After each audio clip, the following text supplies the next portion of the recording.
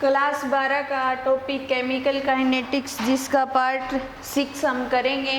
इससे पहले 5 पार्ट कर लिया और हमारा जो टॉपिक चल रहा है वो अभिक्रिया कोटियों के प्रकार, जिसके अंदर हमने किया है शून्य कोटि की अभिक्रिया क्या होती है। जब अभिक्रिया वेग अभिकारक की शून्य घात के समानुपाती होता है, या फिर अपने ऐसे कह सकते हैं कि अभिक्रिया वेग जो होता है वो अभिकारक की सांद्रता पर निर्भर नहीं करता, वो होती है शून्य कोटि की अभिक्रिया। अब देखो शून्य घात के समानुपाती हो गया, इसका मतलब वो शून्य कोटि की अभिक्रिया। अब हम करेंगे प्रथम कोटि की अभिक्रिया।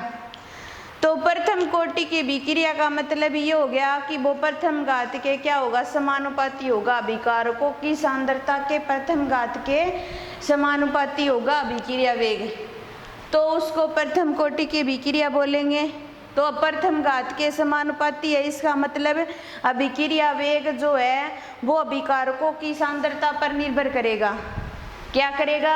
अभिक्रिया वेग अभिकारकों की सांद्रता पर निश्चित रूप से निर्भर करेगा, प्रथम घात के समानुपाती है। तो ऐसी अभिक्रियाएं जिनके अंदर अभिक्रिया वेग अभिकारक की सांद्रता पर निर्भर करता है या अभिकारकों की सांद्रता के प्रथम घात के समानुपाती होता है, वो अभिक्रिया होती है प्रथम कोटि की अभिक्रिया। जैसे मान लो यहाँ पर हम कोई भी अभिक्रिया करें, ए और क्या कर रहा है, उत्पाद बना रहा है, उत्पाद बना रहा है। ए कोई रिएक्टेंट है, वो उत्पाद में चेंज हो रहा है। यहाँ पर अभिक्रिया वेग जो काम में लेंगे वो क्या लेंगे, K1 लेंगे। ठीक है। प्रारंभिक सांद्रता, प्रारंभिक सांद्रता क्या हो जाएगी, A होती है। और अभी उत्पाद तो बनना ही शुरू नहीं हुआ, इसलिए प्रारंभिक सांद्रता उत्पाद की क्या होगी, शून्य होगी। सिर्फ जो अभिकारक है उसकी ही प्रारंभिक सांद्रता होगी। प्रारंभिक सांद्रता A लेते हैं हम, और जो उत्पाद की सांद्रता है वो हम क्या लेते हैं, X लेते हैं। अब T समय पश्चात, T समय पश्चात सांद्रता, T समय पश्चात सांद्रता, तो ये तो हो जाएगी A माइनस एक्स और ये क्या हो जाएगी X, क्योंकि प्रारंभिक सांद्रता A है और यहाँ पर शून्य होगी क्योंकि उत्पाद अभी बना नहीं है, रिएक्शन अभी शुरू होगी, क्योंकि जब T बराबर शून्य होता है तब उत्पाद नहीं बनता। उत्पाद का मान क्या होता है, शून्य होता है।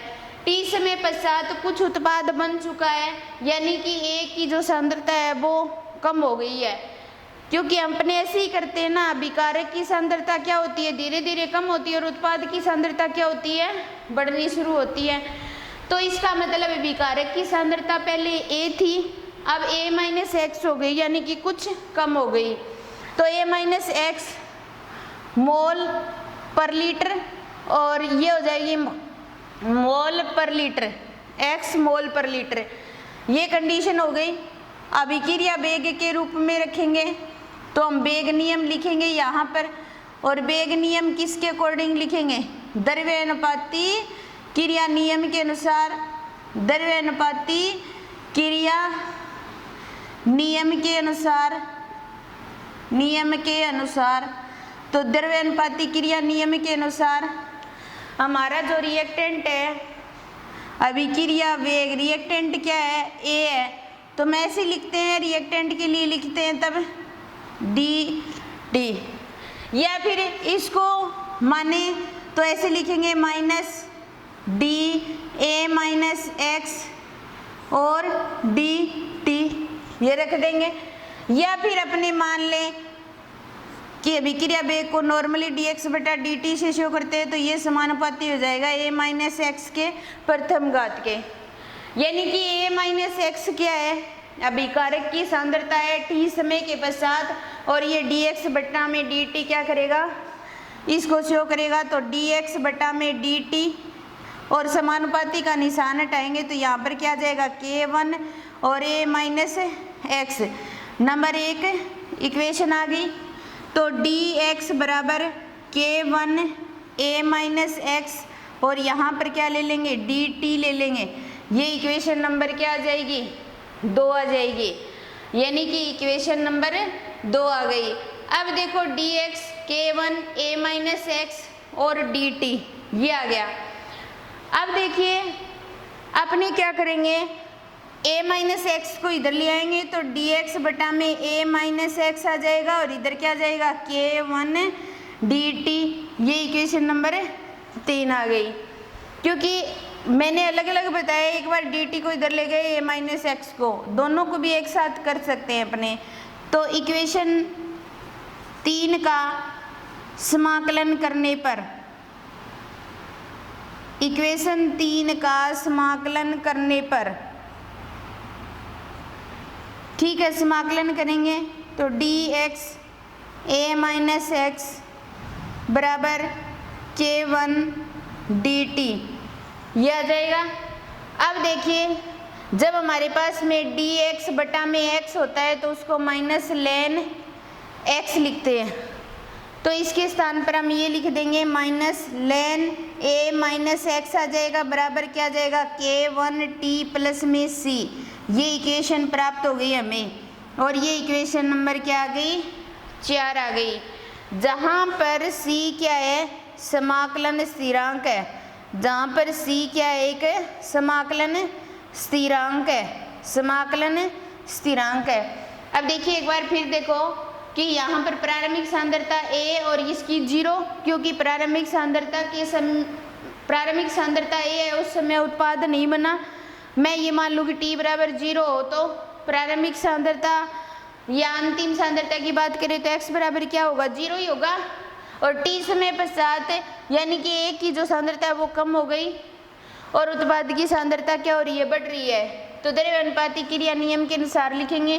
तो रिएक्टेंट के लिए लिखते हैं तो माइनस का निशान लगाते हैं। रिएक्टेंट की जो सांद्रता है वो a माइनस एक्स होती है और ये a माइनस एक्स के प्रथम घात की क्या हो जाएगी समानुपाती हो जाएगी, इसीलिए इसको क्या बोला जाता है प्रथम कोटि की विक्रिया। क्या बोला जाता है प्रथम कोटि की विक्रिया। और प्रथम कोटि की विक्रिया के लिए वेग स्थिरांक का मान जो होता है वो k1 होता है, तो समानुपाती का निशान हटाएंगे तो k1 आ जाएगा। इस dt को इधर ले जाएंगे और इस a माइनस एक्स को इधर ले आएंगे तो हमें इक्वेशन नंबर 3 प्राप्त हो जाएगी। इक्वेशन 3 का क्या करेंगे समाकलन करेंगे, समाकलन का निशान लगा दिया, जो कोएफिशिएंट होता है उसको बाहर ले लिया जाता है।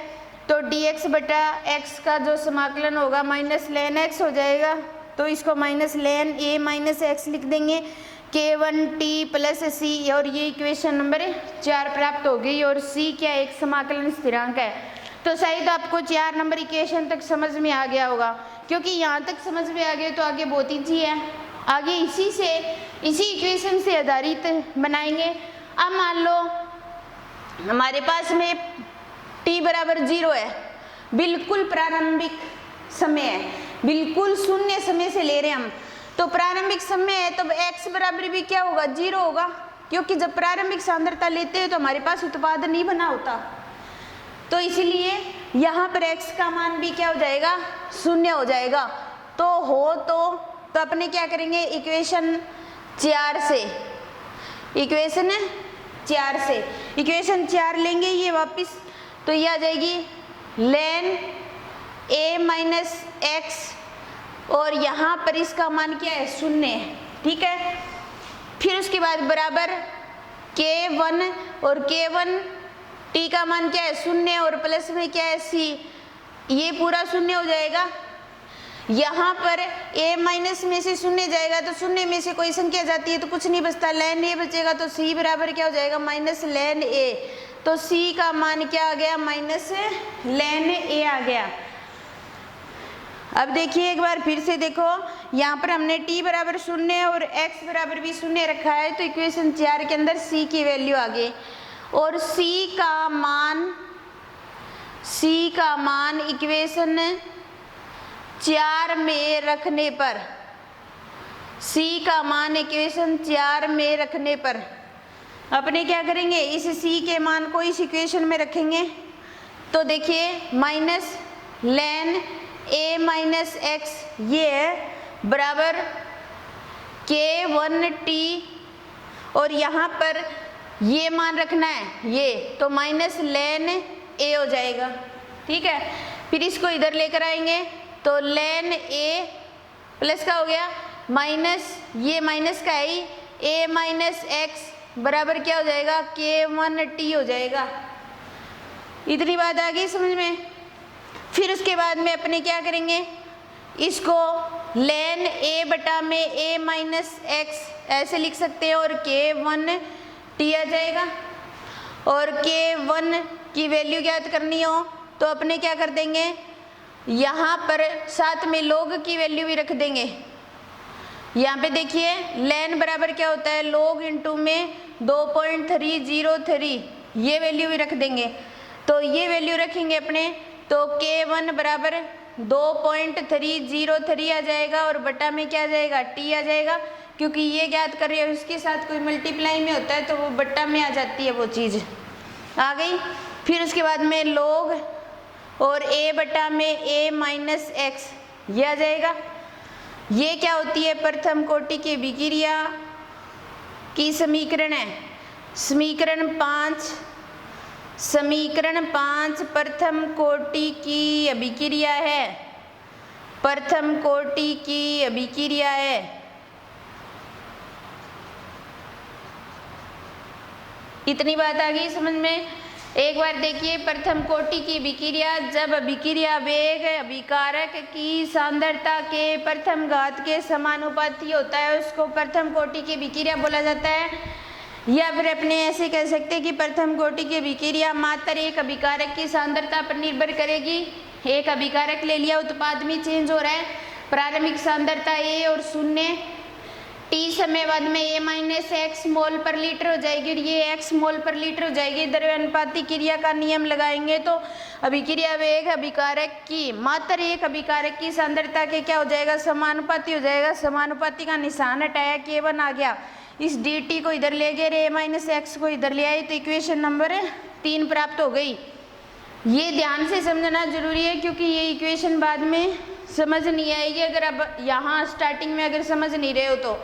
समाकलन करने पर, समाकलन जब किया जाता है तो dx बटा x अगर समाकलन में होता है तो उसका मान क्या आता है, माइनस लेन x आता है, ये आ गया।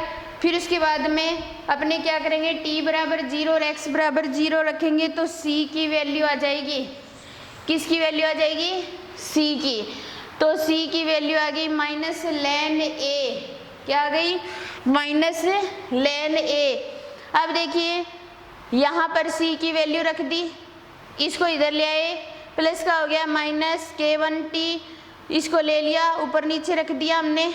और फिर उसके बाद में लेन की जगह log इंटू में 2.303 रख सकते हैं और k1 का मान आ गया। और ये क्या है, एक प्रथम कोटि की अभिक्रिया है।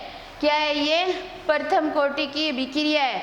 अब हम करेंगे सूत्र अंतराल या समीकरण अंतराल बोल सकते हैं। मान लो हमारे पास में कोई भी दो समय हो और दो समय पर उत्पाद की सांद्रता अलग अलग अपघटित होती हो, तो t1 समय पर उत्पाद की जो सांद्रता है वो x1 अपघटित होती है, t2 समय पर क्या हो जाती है, x2 अपघटित हो जाती है। तो इस दौरान इक्वेशन नंबर 5 से k1, इस इक्वेशन को थोड़ा चेंज कर लेंगे, यहाँ पे t बराबर 2.303 और यहाँ पर क्या आ जाएगा k1 और log a बटा में a माइनस एक्स ले लेंगे। ये ले लिया, ये लेने के पश्चात t1 समय पर x1 रखेंगे, t2 समय पर x2 रखेंगे अपने। तो अब देखिए t1 समय पर 2.303 बटा में क्या आ जाएगा, k1 आ जाएगा, log a बटा में a माइनस x1 ये आ जाएगा। और t2 समय पर 2.303 बटा में k2 log a बटा में a माइनस x2 आ जाएगा। जब हम t1 समय लेंगे तब इसको x1 रखा जाएगा और t2 समय लेंगे तो क्या रखा जाएगा, x2 रख देंगे। ये इक्वेशन आ गई। इस इक्वेशन को 6 इक्वेशन मान लिया और इसको 7 मान लिया। अब हम क्या करेंगे, इक्वेशन 7 में से इक्वेशन 6 को माइनस करेंगे। क्या करेंगे, इक्वेशन 7 में से 6 को घटाएंगे तो यह आ जाएगा t2 माइनस t1 बराबर 2.303 के, यहाँ पर तो k1 ही आएगा, k1 log a बटा में a माइनस x1 ये रख दिया हमने, माइनस 2.303 बटा में k1 log a बटा में माइनस x2। अब देखो ये कॉमन है, इसको कॉमन ले लेंगे तो t2 माइनस t1 आ जाएगा और 2.33 बटा में क्या आ जाएगा, k1 ये कॉमन ले लिया, पीछे क्या आ गया log a बटा में a minus x1 minus log a बटा में a माइनस, यहाँ पे x2 आएगा भाई, यहाँ x1 आएगा क्योंकि अपने t2 में से t1 घटा रहे हैं, ये आ गया। ठीक है, उसके बाद में इसको इसमें से घटाओगे तो ये ऊपर नीचे चले जाएंगे, a से कैंसिल हो जाएगा तो t2 माइनस t1 बराबर 2.33 k1 और यहाँ पे आ जाएगा log और ये ऊपर चला जाएगा तो a x और a माइनस x2 ये आ जाएगा, जो माइनस वाला है ऊपर चला जाएगा। तो हमारे लिए इक्वेशन प्राप्त हो गई। चाहे आप यहाँ पर k1 कर सकते हो और 2.303 और यहाँ लेकर आ सकते हो t2 माइनस t1 को और log a माइनस x1 और a माइनस x2 ये रख सकते हो। तो ये क्या हो जाएगा, कोई भी दो समय के अंदर प्रथम कोटि की विक्रिया का कोई सूत्र अंतराल निकालना हो तो उसके आधार पर कर सकते हैं। इसमें हमने क्या किया, t1 पर x1 रखा, t2 पर x2 रखा। पहले इक्वेशन इसको इस तरीके से चेंज कर लिया, इसको t1 मान लिया, k1 का k1 आएगा और a माइनस x1 हो जाएगा, फिर t2 k1 का k1 और यहाँ a माइनस x2, बस इतना ही चेंज करना है। हमें 6 और 7 नंबर इक्वेशन प्राप्त हो गई। इक्वेशन 7 में से 6 को घटाएंगे तो t2 माइनस t1 2.303 k1 क्या आ जाएगा, कॉमन आ जाएगा और 2 में से 1 को घटा देंगे तो a से a कैंसिल हो जाएगा और ये ऊपर चला जाएगा तो प्लस का हो जाएगा a माइनस x1 और a माइनस x2 ये आ जाएगा और k1 बराबर 2.303 t2 minus t1 log a minus x1 minus a minus x2 ये हमारा क्या आ जाएगा, सूत्र अंतराल आ जाएगा। ये थी हमारी प्रथम कोटि की विक्रिया, जिसके अंदर हमने क्या किया, प्रथम कोटि की विक्रिया का सिर्फ सूत्र विस्थापित किया है या उसकी समीकरण बनाई है हमने t1 t समय पर और t1 और t2 समय पर। अभी इसमें हमारे ग्राफ अभी बनने बाकी है, तो ग्राफ को बनाएंगे अपने प्रथम कोटि के विक्रिया के लिए। तो हमें क्या करना पड़ेगा, प्रथम कोटि की जो अभिक्रिया समीकरण है, समीकरण नंबर 5 उसका यूज करना होगा हमें।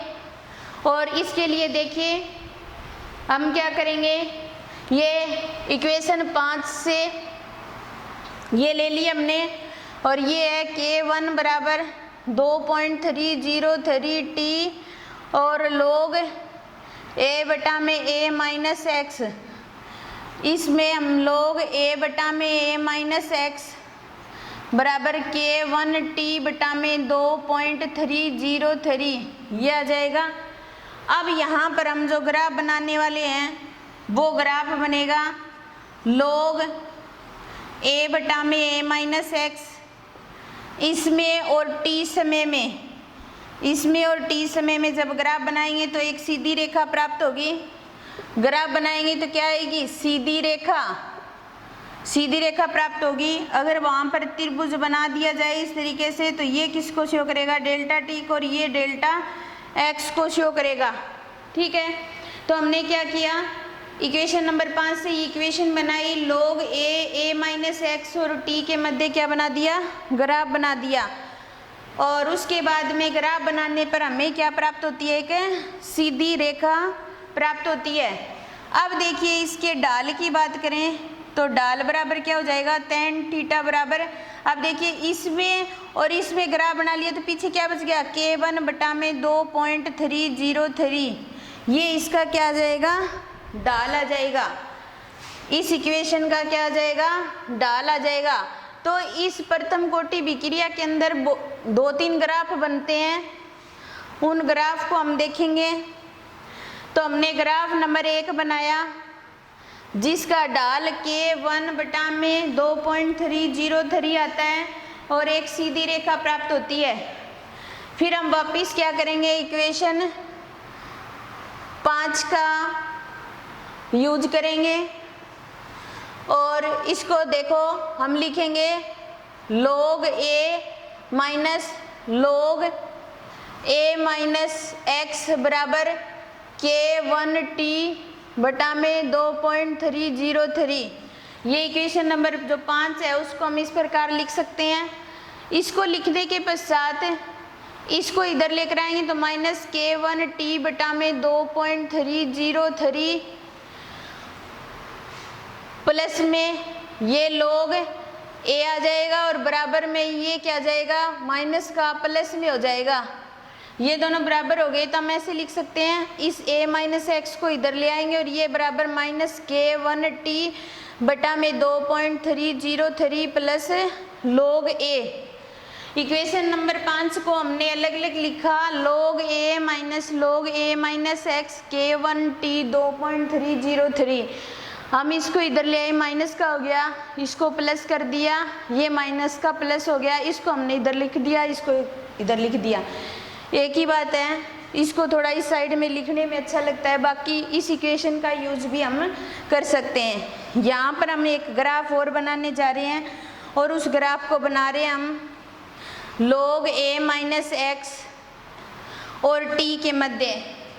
तब हमें एक सरल रेखा प्राप्त होती है और जिस पर क्या होता है, एक अंतःखंड भी प्राप्त होता है जो y बराबर mx प्लस सी, y बराबर mx प्लस सी के समान रेखा मानी जाती है, जिसका ये जो एरिया है वो log a को शो करेगा। अब देखिए log a माइनस एक्स और t ग्राफ बना लिया, log a यहाँ शो हो गया, पीछे क्या बच गया, ये इतना भाग बच गया। तो इसका जो ढाल है वो क्या हो जाएगा, tan थीटा बराबर माइनस K1 2.303 इसको शो करेगा, माइनस K1 2.303 को शो करेगा। अब देखिए ये तो हमने क्या किया, एक सिंपल रिएक्शन लेकर के हमने क्या किया, ग्राफ बनाया। अब हम क्या करें, मान लो ये जो इक्वेशन है हमने जो इक्वेशन 2 टाइम के अकॉर्डिंगली इसके अंदर ग्राफ बनाए तो हम ऐसे लिख सकते हैं, log a माइनस x1 बटा में a माइनस x2 बराबर क्या आ जाएगा, K1 t2 माइनस t1 बटा में 2.303। इस इक्वेशन को हम ऐसे लिख सकते हैं, 2 टाइम में और 2 सांद्रताओं के अपघटित होने में ग्राफ बनाएंगे तो यहाँ आ जाएगा log a माइनस x1 बटा में a माइनस x2 और यहाँ जाएगा t2 माइनस t1। यहाँ पर हमें क्या प्राप्त होगी, एक सीधी रेखा प्राप्त हो जाएगी। क्या प्राप्त हो जाएगी, सीधी रेखा प्राप्त हो जाएगी, जिसका ढाल जो है tan थीटा वो किसके बराबर है, K1। अब देखिए t2 माइनस t1 ले लिया हमने, ये ले लिया, पीछे क्या बच गया, ये बच गया। तो K1 2.303 जो ढाल है वो क्या आ जाएगा, K/2.303 ये आ जाएगा। आज का हमारा टॉपिक यहीं कंप्लीट होता है। धन्यवाद।